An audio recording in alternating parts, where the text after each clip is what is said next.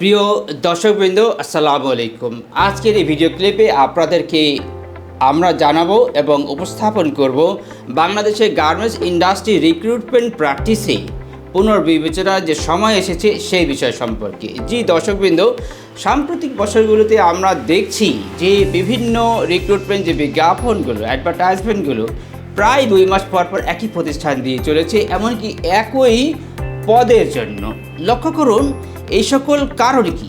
এই যে একই প্রতিষ্ঠান 2 মাস, 3 মাস, 4 মাসের মধ্যে পুনর্বিবেচনায় নিয়ে আবার বিজ্ঞাপন দিচ্ছেন, তাহলে ঘটনাটা কী ঘটছে? সেই পদে কি কোনো লোক থাকেন না?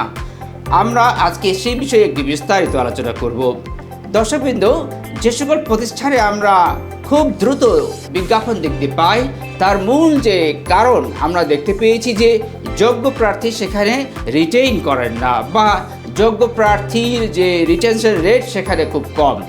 এর মূলে রয়েছে মূলত এই যে এখানে বলার আগে, এই কারণগুলো বলার আগে আমি একটু বলে নিই যে আমরা বিভিন্ন তথ্য উপাত্ত নিয়ে দেখার চেষ্টা করেছি যে এই বিজ্ঞাপনগুলো যে সকল প্রতিষ্ঠান দিচ্ছেন তারা নতুন নতুন ইউনিট খুলেও নতুন পদের জন্য বিজ্ঞাপন দিয়ে চলেছেন। আসলে 2009 থেকে 2025 পর্যন্ত কোনো রেজিস্ট্রেশনই হয়নি কোনো এই প্রতিষ্ঠানের, যদিও এই যে উপাত্তটি দেওয়া হলো এটি সোশ্যাল মিডিয়া কর্তৃক সংগৃহীত, এটি পরবর্তী যাচাই বাছাই করার প্রয়োজন রয়েছে।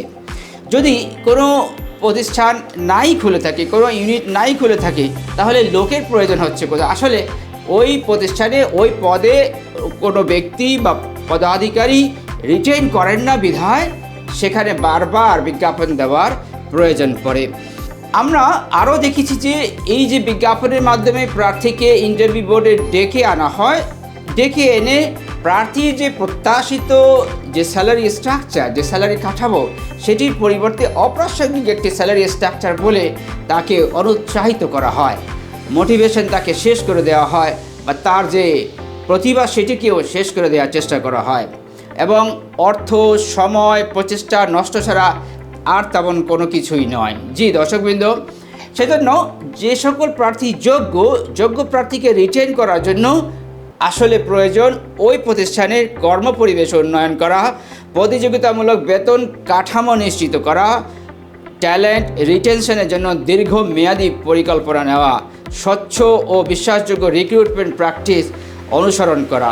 জি দর্শকবৃন্দ, এই সকল ব্যবস্থা গ্রহণ করলেই এই যে কিছুদিন পরপরই যে বিজ্ঞাপন দেওয়ার প্রয়োজন হয়ে পড়ে একই পদের জন্য, এমনকি সেটির প্রয়োজন হবে না।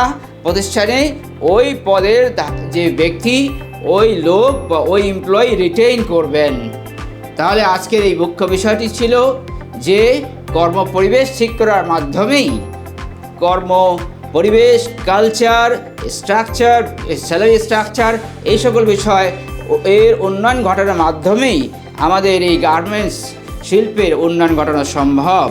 সেজন্য বলা হচ্ছে টেকসই উন্নয়ন এবং প্রতিভা ধরে রাখার জন্য প্রয়োজন একটি প্রফেশনাল, স্বচ্ছ ও কর্মী বান্ধব সংস্কৃতি বা কালচার। এটাই হবে বাংলাদেশের গার্মেন্টস ইন্ডাস্ট্রির ভবিষ্যৎ প্রতিযোগিতায় টিকে থাকার মূল ভিত্তি। জি দর্শকবৃন্দ, এই কথার দিয়েই আজকের এই ভিডিও ক্লিপ এখানেই শেষ করছি। ইনশাআল্লাহ দেখা হবে আমরা এই গার্মেন্টস শিল্পের উন্নয়নের জন্য পরবর্তী কোনো উপাদান নিয়ে পরবর্তী ভিডিও উপস্থাপন করব আপনাদের সামনে। আর আপনারা এই মুহূর্তে যারা ভিডিওটি দেখছেন তারা যদি প্রথম ভিউয়ার হয়ে থাকেন অবশ্যই এই চ্যানেলটিকে সাবস্ক্রাইব করে নেবেন। যারা ইতিমধ্যে সাবস্ক্রাইব করেছেন তাদেরকে স্যালুট জানিয়ে বিশেষ ধন্যবাদ জানাচ্ছি। আল্লাহ হাফিজ।